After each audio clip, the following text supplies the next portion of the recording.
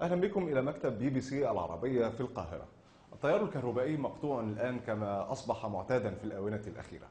يمكنكم أن تشاهدونني فقط بسبب إضاءة الكاميرا، لكن لو استغنينا عنها يصبح المشهد هكذا.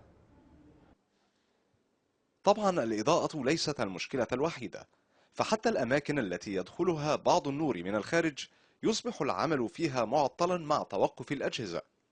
وفي الأجواء الحارة الحالية يصبح تعطل أجهزة التكييف أمرا مزعجا.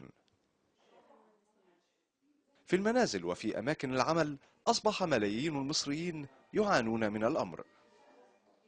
طبيعي الكهرباء في الفترة الأخيرة بقت تقطع أكتر ما بتبقى موجودة بشكل مستفز جدا، وبيختاروا الأوقات اللي الناس فيها بتبقى محتاجة الكهرباء، يعني أوقات الذروة، أوقات الظهر، أوقات بتبقى الجو فيها حر جدا ويقطعوا فيها الكهرباء. طبعا صعب جدا، يعني بيبقى في اماكن عمل بالذات مع ارتفاع درجة الحرارة فترة الصيف اللي احنا فيها، ده صعب على المواطنين يعني.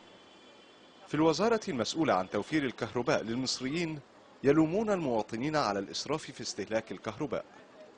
الانقطاعات دي نتيجة زي ما قلت زيادة الأحمال الكهربائية نتيجة ارتفاع درجات الحرارة. ارتفاع درجات الحرارة بيؤدي إلى أن الناس بتلجأ إلى أجهزة التكييف. كل ده بيمثل أعباء إضافية على الشبكة. يقول المسؤولون إن محطات الكهرباء تلهث لتلبية الطلب المتزايد، خصوصا مع تضاعف أجهزة التكييف في مصر في السنوات الأخيرة.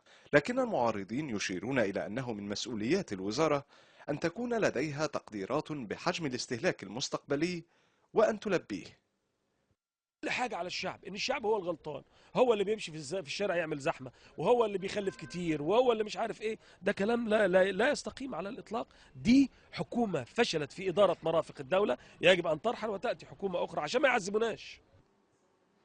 مع استمرار انقطاع التيار الكهربائي بدأت الأصوات ترتفع شكوى، لكن هذه الشكاوى قد تزداد كثيرا في الأيام المقبلة مع ظهور أنباء جديدة تتحدث عن تصدير الغاز المصري إلى إسرائيل كأحد أسباب الأزمة.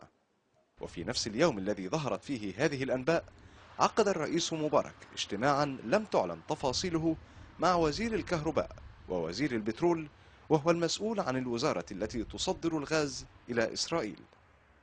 خالد عز العرب، بي بي سي، القاهرة.